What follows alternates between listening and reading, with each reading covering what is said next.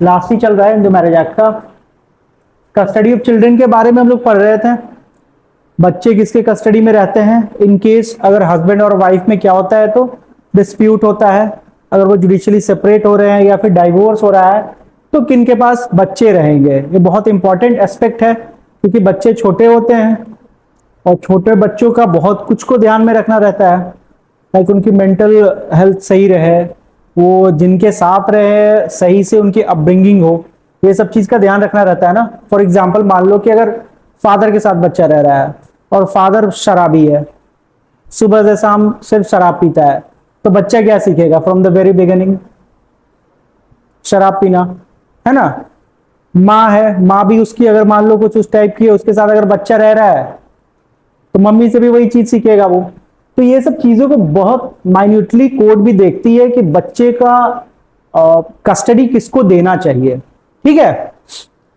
उसी से रिगार्डिंग हमारा हिंदू मैरिज एक्ट में जो सेक्शन है वो है सेक्शन नंबर 26 जो डील करता है कस्टडी ऑफ चिल्ड्रन से। क्लियर है बात?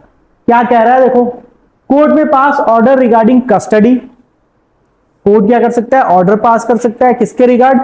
कस्टडी, कि किसको कस्टडी मिलेगा, मेंटेनेंस किसका कौन देगा बच्चों को, और साथ ही साथ एजुकेशन कैसे होगी बच्चों की और उसके लिए कौन पैसा वगैरह देगा, और बच्चा कैसा होना चाहिए तो माइनर चाइल्ड।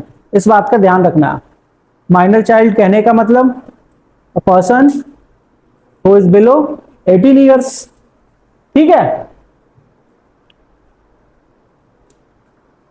और कोर्ट के पास ये भी पावर है कि जब प्रोसीडिंग चल रहा है, हस्बैंड वाइफ के बीच डिस्प्यूट है, मान लो डिवोर्स की प्रोसीडिंग चल रही है, लंबी प्रोसीडिंग चलती है, उस टाइम के दौरान बच्चा किसके पास रहेगा, उस टाइम के दौरान बच्चे का मेंटेनेंस कौन करेगा, एजुकेशन कौन करेगा, उसको भी कोर्ट डिसाइड करेगी पहले, या फिर पोस्ट डिक्री उसमें मॉडिफिकेशन भी कर सकती है। मान लो उसके बाद जजमेंट आ गया, डाइवोर्स हो गया और बच्चा किसी के पास गया, तो अगर उसमें उसके हिसाब से बच्चों के मेंटेनेंस में किसी भी तरह का मॉडिफिकेशन करना होगा, हो सकता हो कि ज्यादा उनको पैसे की जरूरत हो तो ज्यादा देना पड़ेगा ना, या कोई अच्छे स्कूल में भेजना होगा, तो कोर्ट इन सब से भी रिगार्डिंग बाद में मॉडिफाई करके जजमेंट पास कर सकती है।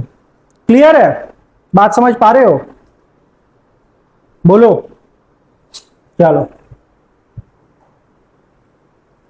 और जब ये सब चीज कस्टडी या फिर मेंटेनेंस वगैरह से रिलेटेड चीजों को जब कोर्ट डील करेगा ना, तो कुछ चीजों को बहुत ध्यान से कोर्ट ऑब्जर्व करेगा। क्या देखेगा भाई? तो पहला बोल रहा है कि welfare of a child is Paramount.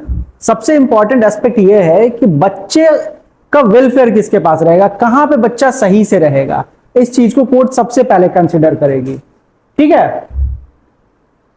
ये नहीं होगा कि भाई पेरेंट्स का राइट है, मम्मी बोले कि नहीं बच्चा मेरे साथ ही रहेगा, अब भला मम्मी शराबी ही क्यों ना हो, तो ऐसा नहीं होगा, कोर्ट उस चीज को डिसाइड करेगा। दूसरा, age and preference of child. Age भी देखेगा कि बच्चे का एज कितना है। बहुत छोटा बच्चा है तो मोस्टली किसको मिलेगा, मदर को मिलेगा, और थोड़ा एक ठीक ठाक एज क्या है तो हो सकता हो कि फादर को भी मिले या फिर मदर को मिले। दूसरा, बच्चे का प्रेफरेंस भी देखा जाता है, बट वो ऐसा कोई क्राइटेरिया नहीं कि बच्चे ने बोल दिया कि हाँ मैं पापा के साथ रहूंगा तो पापा के साथ ही अलाउड होगा। सब सारे एस्पेक्ट्स को कोर्ट डिसाइड करेगी, देखिएगी ध्यान से, उस पर डिसीजन होगा। तीसरा, फाइनेंशियल कंडीशन।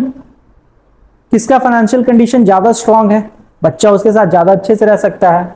और दूसरा, इमोशनल इन्वायरमेंट कहां मिलेगा बच्चों को, बहुत इंपॉर्टेंट है ना। कोई छोटा बच्चा है तो उसके लिए एक एक चीज को ऑब्जर्व करता है, ठीक है, उसकी मम्मी ने ये बोला, पापा ने ये बोला, ऐसे हुआ वैसे हुआ, तो इन सब चीजों को कोर्ट बहुत माइन्यूटली ऑब्जर्व करता है कि कहीं बच्चे का इमोशनल इन्वायरमेंट खराब ना हो, उसके दिमाग पे कोई एक्स्ट्रा बर्डन ना आए, ठीक है।